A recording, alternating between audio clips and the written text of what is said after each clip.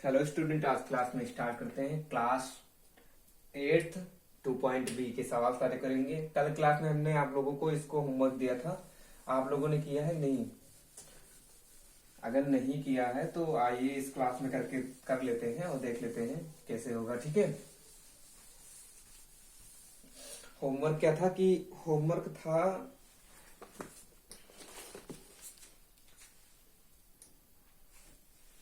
तीसरा।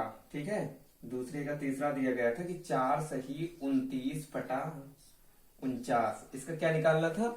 इसका निकालना था हमें पूर्ण वर्ग निकालना था, पूर्ण धनात्मक वर्गमूल निकालना है। ठीक है, पूर्ण धनात्मक वर्गमूल निकालने के लिए आइए देखते हैं कि पहले इसको इससे गुणा करेंगे और ये जोड़ लेंगे। ठीक है, तो इसको गुणा करेंगे तो 225 बटे 49 आएगा। 225 बटे क्या आएगा? 49 आएगा। तो इसके बाद क्या करेंगे? 225 का फैक्टर करेंगे। 225 का फैक्टर 5 चौक 20 हम 25, 5 9 45, 3 त्रिका 9, 3 एकम 3। ठीक है, तो ये क्या हुआ आइए देखते हैं। पहले 225 का जो हमारा फैक्टर हुआ 5 गुणे 5 गुणे 3 गुणे 3। ठीक है, इसके बाद 49 का जानते ही है। 49 का क्या होगा हमारा कि 7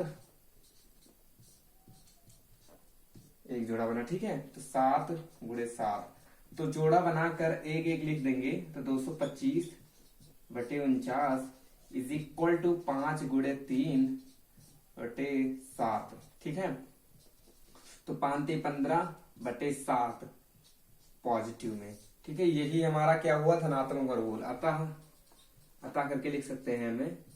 अतः 2 सही 29 बटा 49 का धनात्मक 49 का धनात्मक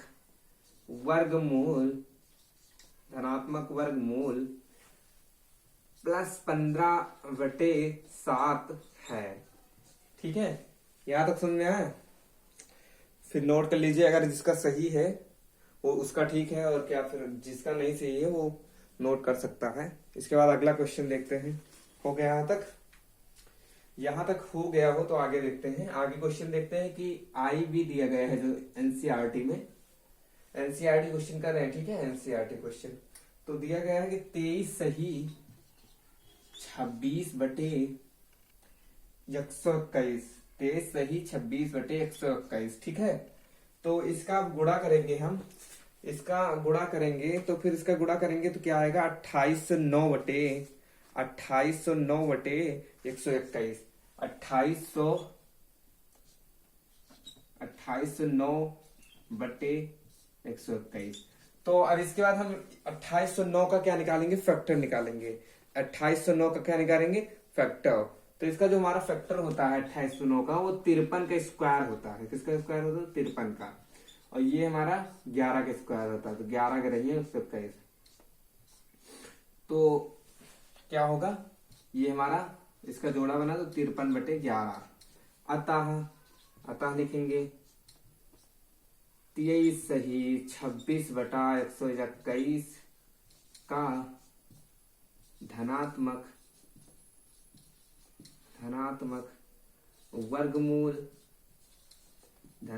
वर्गमूल प्लस 53 बटे 11 होगा।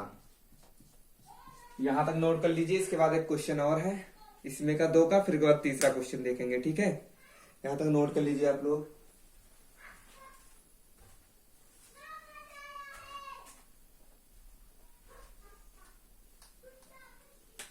नोट कर लिए आप लोग।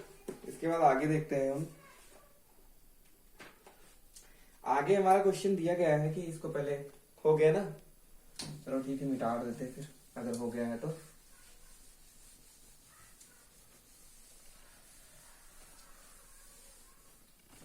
आगे क्वेश्चन दिया गया है कि बी नंबर क्वेश्चन क्या दिया गया है हमारा कि 75 सही 46 बटे 49। इसका क्या निकालना है हमें? धनात्मक वर्गमूल। तो इसका हम गुणा करेंगे तो ये हमारा आएगा 3721। क्या आएगा हमारा? 3721 3721 3721 क्या होगा हमारा 3721 तो ये का फैक्टर करेंगे हम, तो ये किसका स्क्वायर होता है 61 का, ठीक है 61 का स्क्वायर होता है। तो 61 गुणे 61 और 49 7 गुणे 7। तो इसका पहले जोड़ा बनाएंगे, क्या बनाएंगे जोड़ा, तो जोड़ा बनाएंगे तो 61 2 है 7 भी 2 है, तो अतः 37 21 इज इक्वल टू 61/7, ठीक है। तो अतः लिखेंगे अतः 37/21 का धनात्मक वर्गमूल प्लस 61/7 होगा। नोट कर लीजिए यहां तक। इसके बाद अगला क्वेश्चन देखते हैं, यानी तीसरा नंबर क्वेश्चन, ठीक है। यहां तक नोट कर लीजिए आप लोग पहले।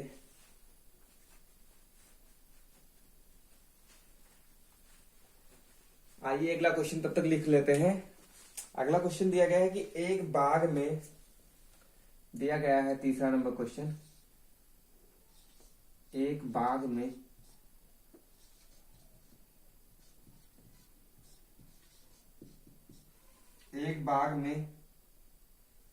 आम के 2304 पेड़ हैं, आम के 2304 पेड़ हैं, क्या है 2304 पेड़ हैं। प्रत्येक पंक्ति में उतने ही पेड़ हैं, प्रत्येक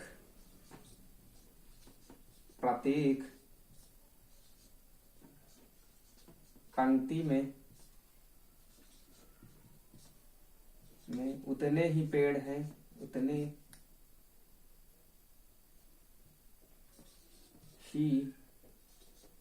ही पेड़ हैं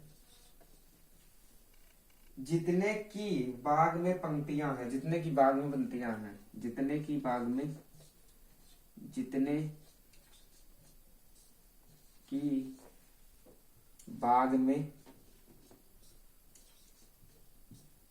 पंक्तियां हैं, ठीक है, जितने की बाग में पंक्तियां हैं। तो क्या ज्ञात करना है हमें, बाग में कुल पंक्तियां ज्ञात कीजिए, बाग में कुल पंक्तियां ज्ञात कीजिए, बाग में कुल पंक्तियां, बाग में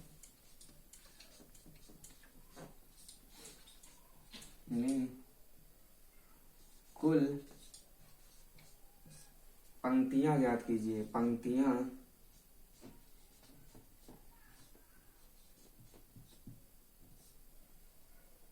ज्ञात कीजिए,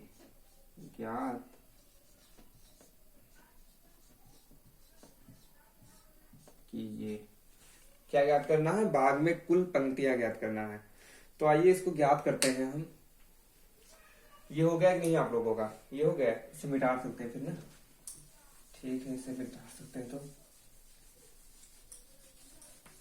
दिया गया है कि एक बाग में आम के 2304 पेड़ हैं, कितने पेड़ हैं 2304 पेड़ हैं। तो प्रत्येक पंक्ति में उतने ही पेड़ हैं जितने की बाग में पंक्तियां हैं, जितने की बाग में जो है पंक्तियां हैं। तो बाग में कुल पंक्तियां ज्ञात कीजिए, ठीक है, वर्गमूल ज्ञात करना है, ठीक है।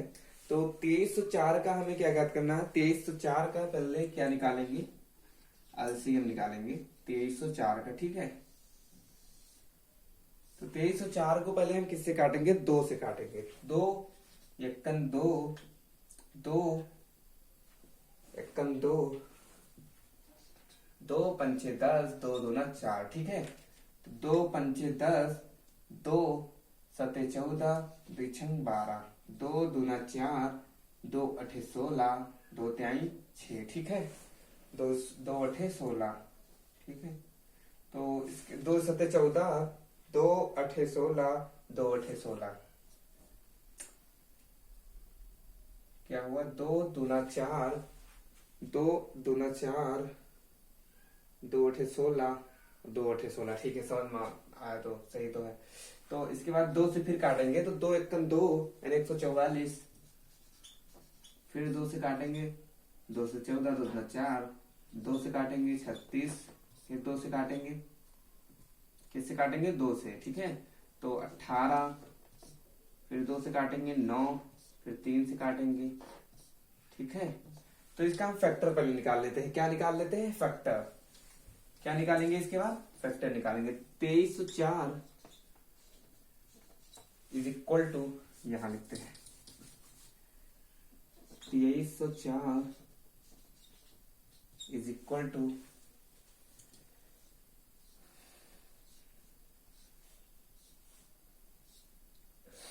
1 2 2 2 4, 2 गुणे 2 गुणे 2 गुणे 2 गुणे 2 2 गुणे 2, 2 4 2 6 2, ठीक है।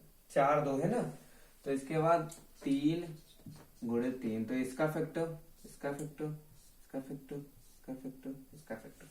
तो इसे निकालते हैं हम। तो 2 गुणे 2 गुणे 2, इसका ये हुआ 2 गुणे 3, तो 2 दूना 4 दूनी 8 दूनी 16, 16 गुणे 3 48। बाग में कुल पंक्तियां, बाग में कुल पंक्तियां 48 है। कितने हैं? 48 हैं, ठीक है। ये हमारा इस क्वेश्चन का आंसर हुआ। नोट कर लीजिए आप लोग यहां तक। इसके बाद आगे देखते हैं अगला क्वेश्चन, मतलब देखते हैं।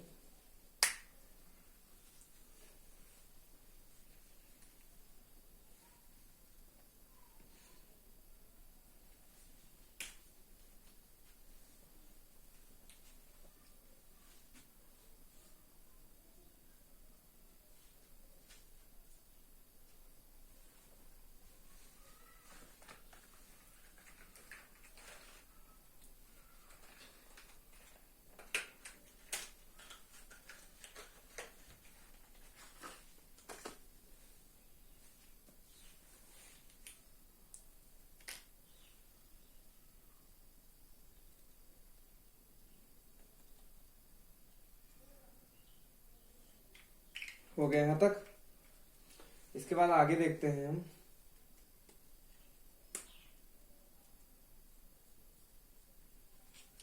आगे हमें क्वेश्चन दिया गया है कि एक सेना नायक ने, चलो ठीक है यहां तक मिटाते हैं फिर अगर हो गया है तो,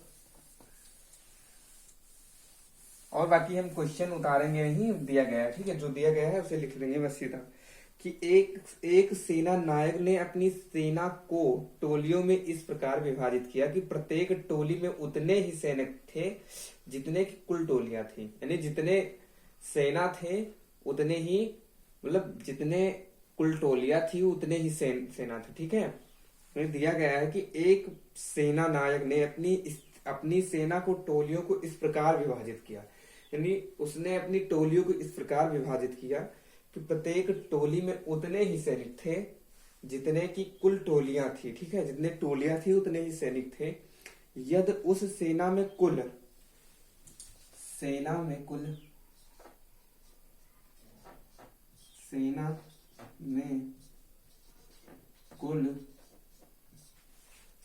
में कुल 6561 सैनिक थे। 6561 सैनिक थे कि क्या थे? 6561 सैनिक थे। 6561 सैनिक थे, ठीक है। क्वेश्चन नंबर कौन सा है? ये क्वेश्चन नंबर 5 है, ठीक है। क्वेश्चन नंबर 4, क्वेश्चन नंबर 4 है, ठीक है। तो उतने सैनिक थे, तो बताइए तो क्या करना है? तो प्रत्येक टोली में कितने सैनिक थे? तो प्रत्येक टोली में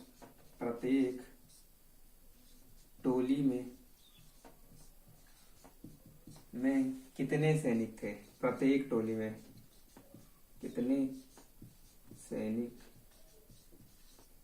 थे, ये हमें ज्ञात करना है, ठीक है। तो इसे ज्ञात करने के लिए पहले हम क्या करेंगे? 6561 का क्या निकालेंगे? एलसीएम निकालेंगे। क्या निकालेंगे? एलसीएम, क्योंकि एलसीएम वाला चैप्टर है, तो यानी एलसीएम निकाल के वर्गमूल निकालेंगे। एलसीएम निकाल के वर्गमूल निकालेंगे। तो आइए देखते हैं 6561। तो इसका वर्गमूल निकालेंगे। तो पहले इसको किससे विभाजित करेंगे? 3 से, ठीक है। 3 दूना 6, 3 एकम 3, 3 दूना 6, 3 एकम 3, 3 आठ 24, 3 सते 21। तो 3 सते 21, 3 सते 21, 3 दूनी 6, 3 दूनी 6, 3 सते 21, 3 नवा 27, 3 नवा क्या होगा? 27। इसके बाद फिर 3 से, तो 3 दूनी 6, 3 चौक 12, 3 तिरका 9, फिर 3 से, 3 और 24, 3 एकम 3, फिर 3 से, तो 3 से फिर काटेंगे तो 27 या 81, फिर 3 9 27, फिर 3 त्रिका 9, फिर 3 एकम 3। तो इसका पहले हम जोड़ा बनाएंगे। क्या बनाएंगे? जोड़ा। 65 से 61 इज इक्वल टू 3 3 3 3। तो 1 2 3 4, तो 3 गुणे 3 गुणे 3 गुणे 3, 3 त्रिका 9, 3 27, 27 दिया 81। अतः प्रत्येक टोली में, अतः प्रत्येक टोली में 81 सैनिक थे। कितने? 81 सैनिक थे। नोट आउट यहां तक। इसके बाद आगे देखते हैं। इसके बाद एक क्वेश्चन और कराते हैं।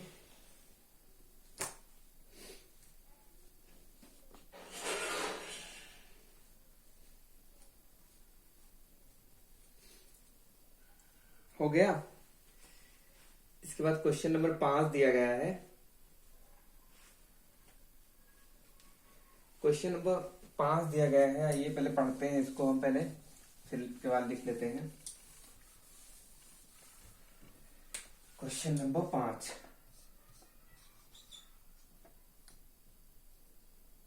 क्वेश्चन नंबर 5 दिया गया है कि एक सेना नायक अपने जवानों को पंक्तियों में खड़ा करके एक वर्ग बनवाता है।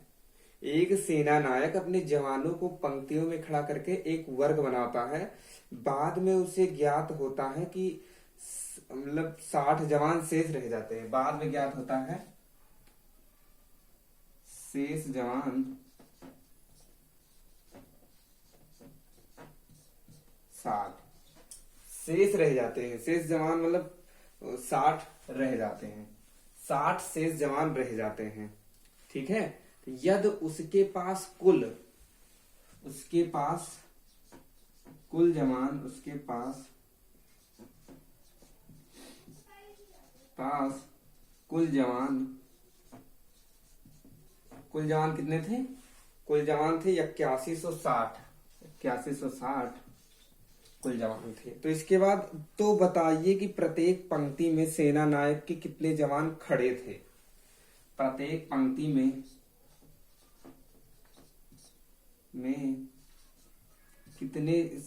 प्रत्येक पंक्ति में सेना नायक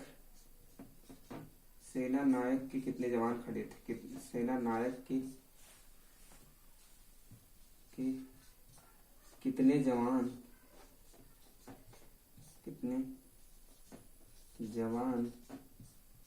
खड़े थे, ठीक है। ये हमें ज्ञात करना है। तो इसको ज्ञात करने के लिए पहले हम कुल जवान में से शेष जवान को घटा देंगे, ठीक है। फिर अगर एलसीएम निकाल लेंगे वही हमारा आंसर होगा। तो 8160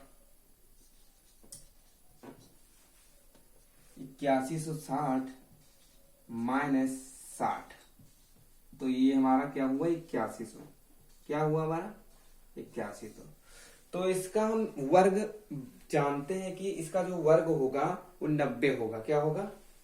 अतः 8100 इज इक्वल टू 90 इंटू 90। तो हमारा जो वर्ग होगा ये 90 होगा, ठीक है।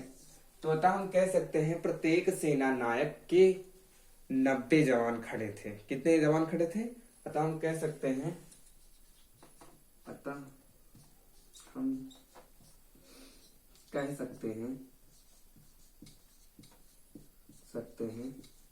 कि सेना नायक के, सेना नायक के 90 जवान खड़े थे, 90 जवान खड़े थे। नोट कर लीजिए यहां तक, इसके बाद आगे देखते हैं।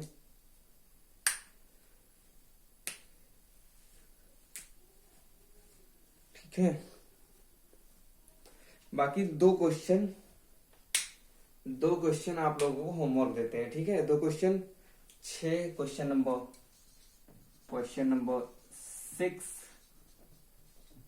और क्वेश्चन नंबर 7।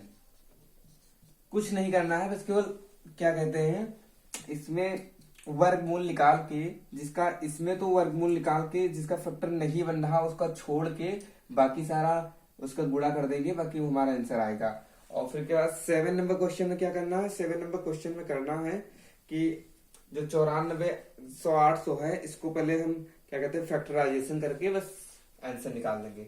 आज क्लास में इतना ही, बाकी कल क्लास में स्टार्ट करेंगे 2.C के इंट्रोडक्शन को। ठीक है, अगर क्लास अच्छी लगी हो तो शेयर सब्सक्राइब जरूर करें। धन्यवाद।